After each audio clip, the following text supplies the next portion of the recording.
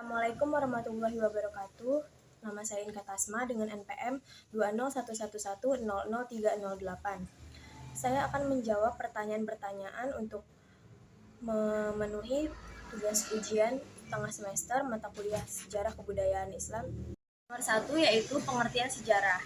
Sejarah adalah ilmu atau kajian masa lampau mengenai peristiwa berdasarkan fakta dan disusun atas hasil penyelidikan. Sedangkan kebudayaan adalah hal-hal yang meliputi adat istiadat, budaya, kesenian, kepercayaan, juga kebiasaan-kebiasaan yang dilakukan manusia.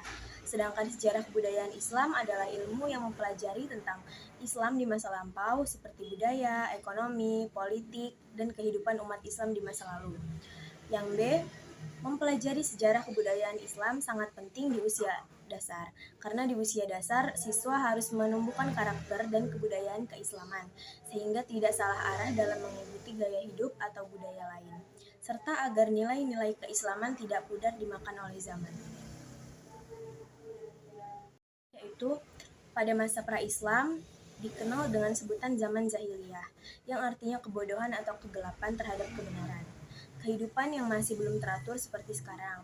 Pada masa itu, kehidupan pra-Islam sangatlah keras, hidup bersuku-suku dan juga suka berperang.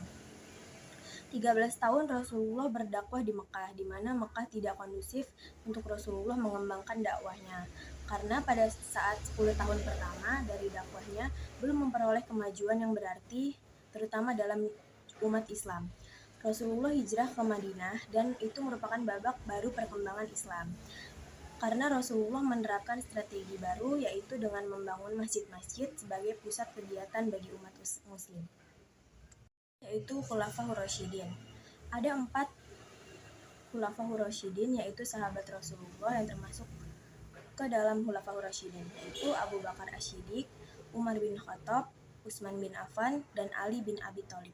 Kontribusi Khulafaur Rasyidin adalah melanjutkan dakwah dan ajaran Rasulullah, membina, mengatur, dan mengarahkan Islam sesuai dengan Al-Quran dan Sunnah, melanjutkan pemerintahan yang telah dibangun Rasulullah, dan juga memerangi kaum murtad yang merusak ajaran agama, serta memperluas wilayah-wilayah kekuasaan Islam, yaitu peradaban Islam di masa Bani Umayyah. Yang pertama adalah perkembangan di bidang politik. Pemindahan ibu kota pemerintahan Bani Umayyah dari Kufah ke Damaskus. Yang kedua, penumpasan segala bentuk pemberontakan agar terciptanya negeri yang aman. Dan yang kedua yaitu perkembangan di bidang pemikiran. Pemerintahan Bani Umayyah yang berkuasa selama hampir 1 abad telah mengukir sejarah baru dalam pemerintahan Islam. Sejarah baru tersebut melahirkan peradaban, juga konsep-konsep pemikiran, serta sistem pemerintahan yang mana pada Bani Kekhalifahan Bani Umayyah inilah lahir sistem pemerintahan monarki atau kerajaan turun-menurun. Dan yang ketiga adalah perkembangan di bidang ekonomi. Perekonomian Islam pada masa dinasti Umayyah memiliki kemajuan yang pesat. Banyaknya kebijakan mendirikan lembaga-lembaga pemerintahan dan juga memudahkan relasi, menjadikan sebagai pusat bisnis. Dan yang keempat yaitu perkembangan di bidang ilmu pengetahuan. Ilmu yang berkembang pada masa Bani Umayyah adalah ilmu syariah, ilmu lisaniyah, dan ilmu tarikh. Selain itu, berkembang juga ilmu qiraat, ilmu tafsir, ilmu hadis, ilmu nahwu, ilmu bumi, dan ilmu-ilmu bahasa asing. Kemudian perkembangan di bidang bidang seni dan budaya pada masa itu juga memiliki perkembangan yang maju. Karena Islam lahir untuk menghapuskan perbuatan syirik dan menyembah berhala, maka seni patung dan lukis manusia tidak berkembang, akan tetapi seni kaligrafi, seni bangunan, dan seni ukir berkembang cukup baik. Yaitu peradaban Islam di masa Bani Abbasiyah.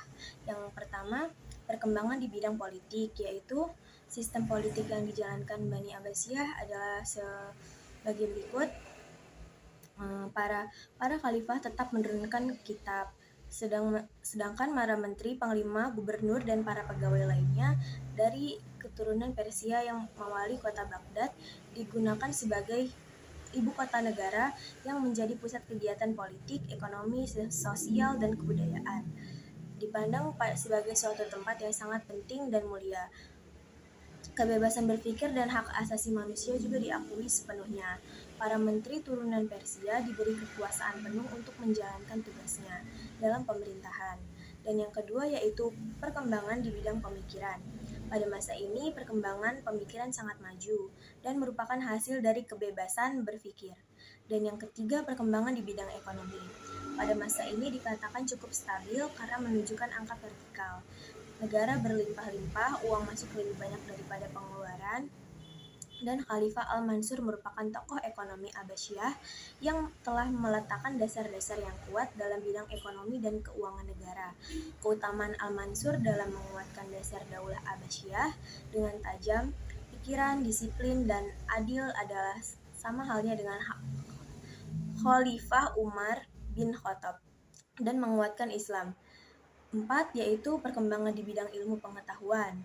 Pada masa ini, Khalifah Al-Ma'mum melakukan penerjemahan buku-buku asing dan mendirikan Baitul Hikmah yang menjadi pusat pengembangan ilmu pengetahuan.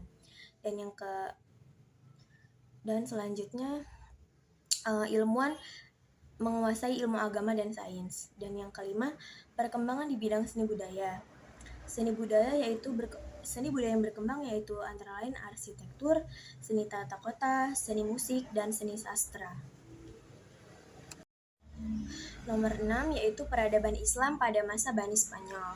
Yang pertama adalah perkembangan di bidang politik. Di masa kekuasaan Islam di Spanyol dimulai sejak pertempuran Guadalete ketika pasukan Umayyah pemimpin Torik bin Ziyad mengalahkan orang-orang Visigot yang menguasai Liberia. Awalnya Al-Andalus merupakan provinsi dari kekhalifahan Umayyah pada tahun 711 Masehi, lalu berubah menjadi sebuah keamiran. Sebuah kekhalifahan sendiri itu terpecah menjadi taifah, yaitu kerajaan-kerajaan kecil. Selanjutnya adalah perkembangan di bidang pemikiran. Dalam masa ini, dari 7 abad kekuasaan Islam Spanyol, umat Islam telah mencapai kejayaannya di sana. Banyak prestasi yang diperoleh oleh Bani Spanyol.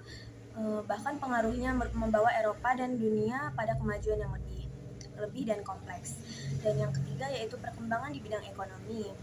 Perekonomian pada masa ini sangat maju, terutama di bidang perdagangan. Meski peperangan yang sering terjadi dengan kerajaan-kerajaan Kristen di utara memerlukan biaya yang besar, tetapi juga menghasilkan harta rampasan yang cukup banyak. Dan yang keempat adalah perkembangan di ilmu pengetahuan, yaitu berkembang sangat pesat pada masa itu. Dan yang kelima adalah perkembangan pada seni budaya. Sejumlah bidang ilmu berkembang pesat, serta seni rupa yang dibuktikan dengan pahatan-pahatan, seni ukir, lukisan kaligrafi, dan seni budaya pada masa tersebut. Sekian jawaban UTS dari saya. Wassalamualaikum warahmatullahi wabarakatuh.